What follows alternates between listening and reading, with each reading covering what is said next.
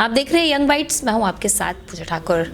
आज के हमारे वुमेन एम्पावरमेंट के प्रोग्राम में मैं आपको मिलवाने जा रही हूं जम्मू म्युनिसिपल कॉर्पोरेशन की हेल्थ ऑफिसर डॉक्टर संजोगिता सोदन।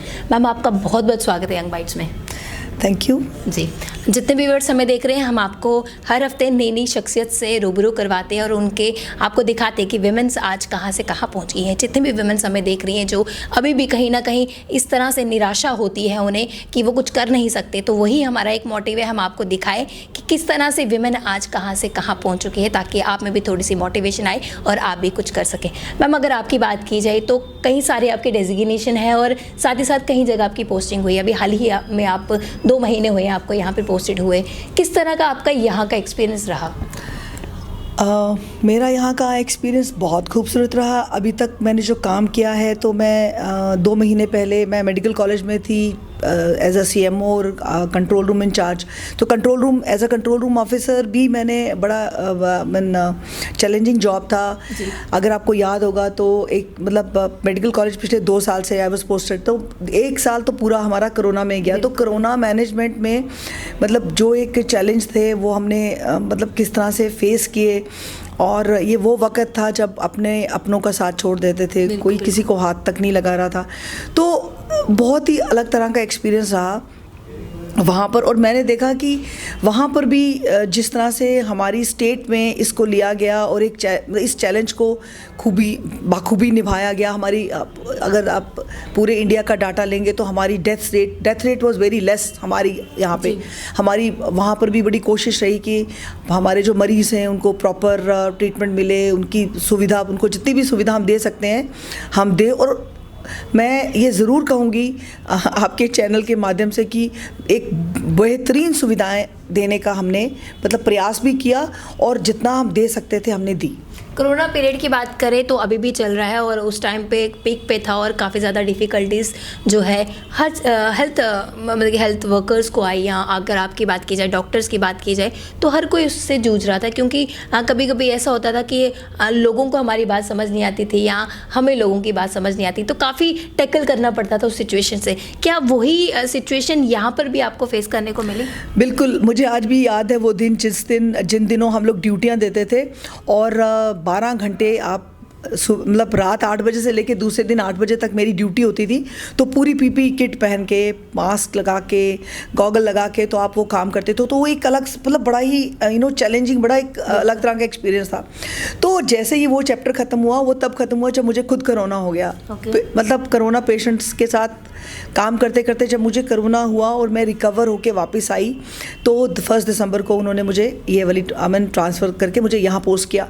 तो जब मैं यहाँ आई तो मैंने देखा कि जो मैं काम करके आई हूँ ये काम उसके बिल्कुल अपोजिट है। और जैसे कोरोना में लोगों को हेल्प की ज़रूरत थी, उसी तरह यहाँ हमारे सफाई कर्मचारियों को हमारे प्यार की, हमारे कंसर्न की ज़रूरत है। और मैंने ये देखा है कि इस दुख की मतलब इस बुरी घड़ी में जब पूरी दुनिया अंदर बैठी थी और हमारे सफाई कर्मचारी काम कर रहे थे कंधे से कंधा मिला के, चाहे वो हमारा मेडिकल कॉलेज था, चाहे वो हमारा कोई और इंस्टीट्यूशन था, चाहे हमारी JMC थी, पर सफाई कर्मचारी हर जगह थे। उन्होंने बेहतरीन काम किया है। और मैं इसीलिए इनको जब मैं यहाँ अपना बुलाती हूँ तो मैं इन्हें सफाई सैनिक बोलती हूँ कि they are really soldiers. Being a health officer, किस तरह का आपका काम रहता है यहाँ पर? बीइंग अ हेल्थ ऑफिसर मेरा काम रहता है जितना भी सैनिटेशन है, जितनी भी लिटरिंग है, कहीं लोग गंद डालते हैं, ये दुकानें जो गंदी हैं, शहर जो गंदा है उसको देखना है।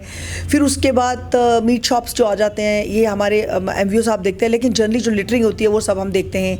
अभी जो वेस्ट है, जो बायोमेडिकल वेस्ट आता है, जो जनरल वेस्ट जिसको कहते हैं, और एक होता है बायोमेडिकल वेस्ट जो हॉस्पिटल्स में वेस्ट होता है। तो ये सारा जो है हेल्थ अफसर देखता है। बेसिकली ये सारे जम्मू में जो वेस्ट का लेके जो आज इतनी सारी हमारी अवेयरनेस प्रोग्राम्स चल रहे हैं, पोल्यूशन कंट्रोल के जो प्रोग्राम्स चल रहे हैं, सारे आप ये मान के चलिए कि 85% काम जो JMC में है वो हेल्थ अफसर का है। जी। तो जिस तरह से आप अकॉर्डिंग टू द यहाँ का जो रूल है, जो यहाँ का लॉ है। जी। सैनिटाइजेशन की बात की जाए, जिस तरह से आपने पहले कहा कि पहले जहाँ पे पोस्टिंग थी वो भी काफ़ी ज़्यादा चैलेंजिंग थी और अब यहाँ पे आप आए, अब आपका कहना यह है कि बिल्कुल अपोजिट यहाँ पर काम है और यहाँ पे भी आपके लिए चैलेंजिंग भरा। अभी 2 ही महीने आपको यहाँ पर हुए हैं। तो ग्रीवेंस की अगर बात की जाए तो लोगों की हमेशा से रहती है कि सैनिटाइजेशन को लेकर, तो किस तरह की आपने स्ट्रेटजी बनाई है लोगों की ग्रीवेंस के मद्देनजर रखते हुए? देखिए, सैनिटेशन एक ऐसी चीज़ है कि आपको मैं एक बात बता देती हूँ, हम अपने घर में रोज़ सफाई करते हैं, रोज़ गंद पड़ता है और फिर हम दूसरे दिन सफाई करते हैं, तो ये कुछ एक नाशुक्रा सा काम है जो मैंने देखा। लेकिन एक चीज़ मैं बताऊँ, हमें अब हमें हर इंसान को समझने की ज़रूरत है कि हमें कूड़ा कहाँ डालना है। हमें अपने घर को साफ़ करके हम ही लोग हैं जो गंद डालते हैं, कोई बाहर का नहीं डालता। तो लोगों की शिकायत बड़ी हद तक मैं सोचती हूँ कि गलत है, उनको अपने पे भी कंट्रोल करना चाहिए। मैं देखती हूँ, अभी छोटी सी बात है, मैं इसी रोड से आ रही थी तो मैंने देखा ऊपर एक अंकल जी इतना बड़ा लिफाफा नीचे फेंक रहे थे।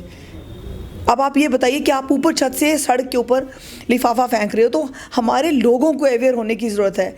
इस जम्मू ने हमें बहुत सुंदर बहारें दी हैं, इतने सुंदर मौसम देखे हैं और मुझे लगता है पूरे इंडिया में कहीं भी हम घूम आते हैं तो जो सुख सुकून हमें यहाँ मिलता है।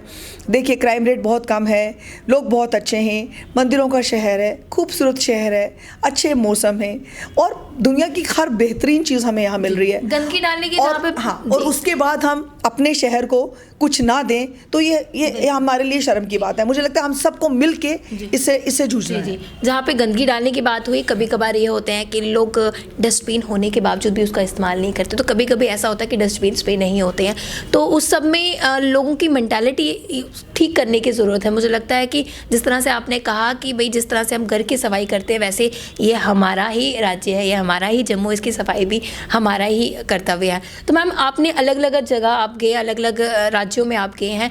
आज हम जिस तरह से विमेन एम्पावरमेंट की बात कर रहे हैं, तो क्या लगता है पहले के टाइम पे जिस तरह से विमेंस थी, आज के टाइम पे तो काफ़ी ज़्यादा कंधे से कंधा मिला के चल रही है, मुझे लगता है इनफैक्ट आगे बढ़ रही हैं। आपकी क्या राय है, विमेन एम्पावरमेंट को लेकर आपके क्या व्यू हैं? देखिए जी, विमेन एम्पावरमेंट को लेकर मेरे बड़े खूबसूरत व्यू हैं। सबसे पहले मैं बता दूं, हम दोनों विमेंस हैं जी। दूसरी इंपॉर्टेंट चीज़ कि जो भी मैंने यहाँ देखा है, मैं सुबह जब उठती हूँ 6:30 बजे मेरी दिनचर्या शुरू हो जाती है।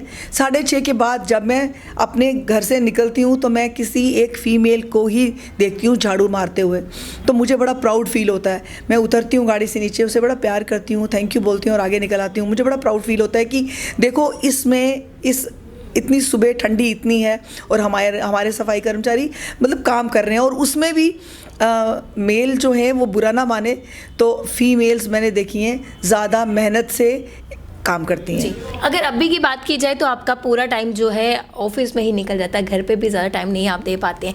बचपन में कोई ऐसा एक पैशन आपका जिसे आप अभी तक आगे लेना चाहते हैं बट आपको समय नहीं मिल पाता?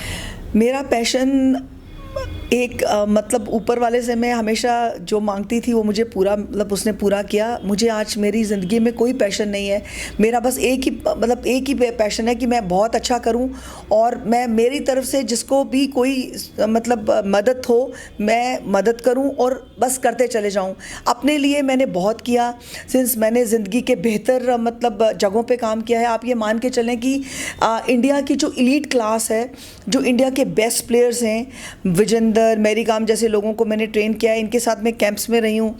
मैंने इंडिया को रिप्रेजेंट किया है लंदन ओलंपिक्स में। बेसिकली मैं एक स्पोर्ट्स मेडिसिन स्पेशलिस्ट हूँ, अभी भी स्पोर्ट्स के लिए काम कर रही हूँ और अभी मैं प्रोफेशनल बॉक्सिंग में चेयरमैन हूँ मेडिकल कमीशन की, तो यहाँ से भी जाके मैं काम करती हूँ।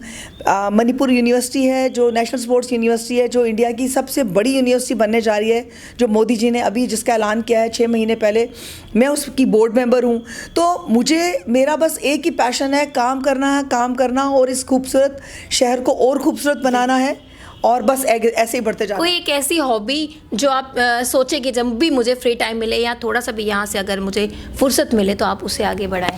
मेरी बस अब यही हॉबी है कि मैं खेलूँ वापस, मे बी ये जूडो हो या गोल्फ हो, बस मैं खेलूँ। अगर मुझे हफ्ते में 2 दिन भी खेलने के लिए मिल जाएंगे तो मुझे लगता है that is a good feel factor for me. जी, बहुत बहुत धन्यवाद हमारे साथ जुड़ने के लिए। तो जिस तरह से हमारा विमेन एम्पावरमेंट का प्रोग्राम है, हम ज़रूर आपसे 2 शब्द जानना चाहेंगे कि विमेंस को मोटिवेशन देने के लिए क्या कुछ करना चाहिए। वो विमेंस जो करना तो बहुत कुछ चाहती है लेकिन समाज उसे करने नहीं देता, दबा देता है, तो उसके लिए उसे खुद की सोच को बदलना होगा। तो आप किस तरह से उन्हें मोटिवेट करें? मैं मोटिवेशन के